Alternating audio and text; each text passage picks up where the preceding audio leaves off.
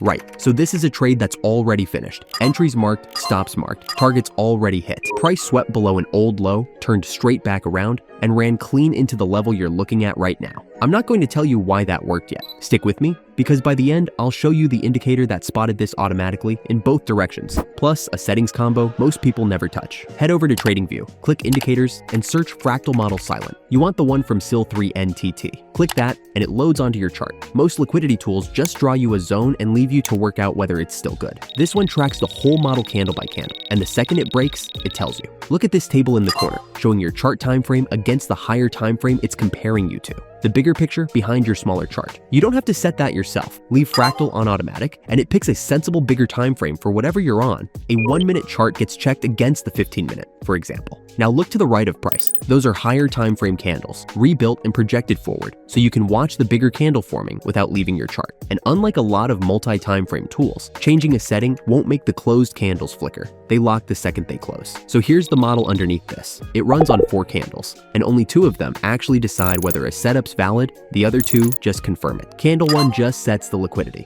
basically the resting stop orders sitting above its high or below its low, a normal candle otherwise. Candle 2 is the one that matters. It pushes through that high or low, grabs those resting orders, and closes back inside it. Sweep and reverse in 1 candle, automatically detected. The moment that happens, you get a label. Gray means valid. If candle 3 breaks back past that level, it turns red and the model's dead. If candle 3 holds but candle 4 breaks it, it turns orange instead. It's doing that count for you, live. That's the exact red, orange, gray logic that flagged the trade you saw right at the start. You'll also see a line drawn right at the swept level, your actual liquidity level, sitting there for reference while the model's active. Now the one setting actually worth understanding. Open candle equilibrium and you'll see a mode dropdown, wick only, or wick plus full candle. You'd assume that decides whether your midline sits on the wick or the whole candle. Here's the trap. Right now it doesn't. It's min wick percent, sitting at 25 by default, actually making that call. Big body, you get a midline across the whole candle. 1 wick alone hits that percentage. You get a midline on just that wick instead. Raise the number and only genuinely long wicks get their own line.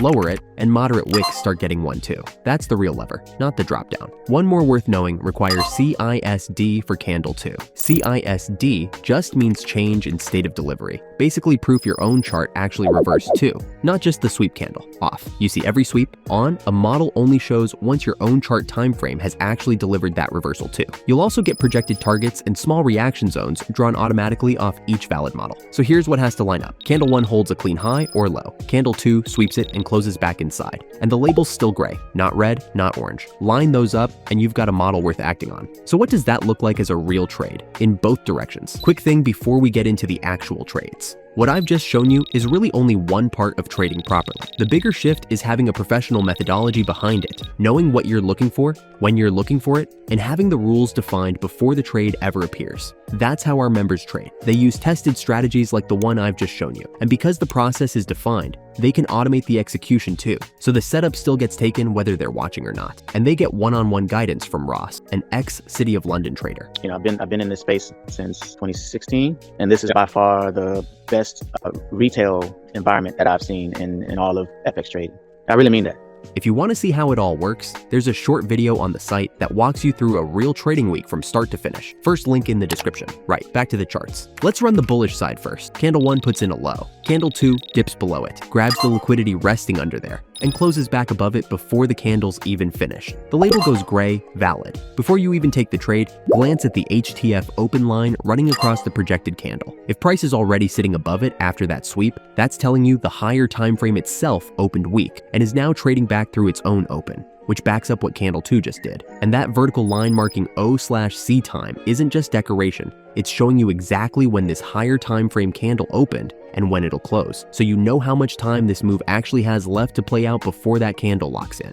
Entry sits once that close back above is confirmed. Your stop goes just below candle 2's low, the sweep candle itself, not below the whole move that led into it, because pushing it further back than that just eats risk for nothing. Target sits around 1.5 to 2 times what you risked, and if order block projections is switched on, it's already drawn one of those levels for you. worked out off the same structural swing this model's built from, so you're not guessing at where to take it. Watch the shaded zone just ahead of price 2.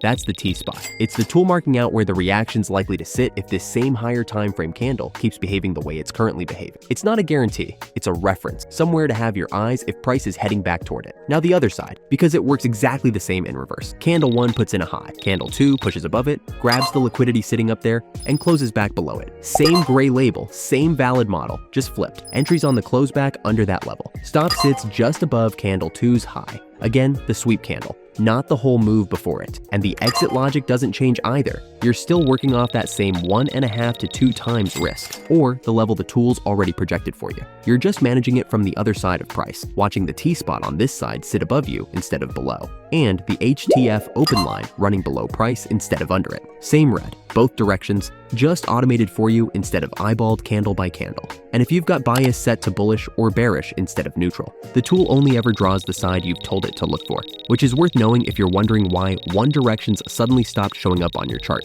One more thing before we move on. By default, this only shows you the most recent model. Bump the history setting up and it'll keep the last several on your chart at once, which is worth doing the first time you use this, just to sit there and watch how often candle 3 or 4 actually breaks it before you start trusting the gray label on its own. Right, here's the bonus. If you're trading something choppier, stack requires CISD for candle 2 with SMT Divergence, both switched on. Now you only get a model when the sweep happened, your own time frame actually delivered on it, and a correlated instrument failed to make the same move. 3 confirmations agreeing before anything even gets drawn, which is exactly what you want when the market isn't trending cleanly. One thing worth flagging if you trade something outside the common pairs, SMT only pairs itself up automatically on instruments it already recognizes, the major index futures, gold against silver, Bitcoin against Ether. If you're on something else, tick manual and set your own comparison symbol. Otherwise, it'll just sit there showing off. Worth being honest about the limit here too.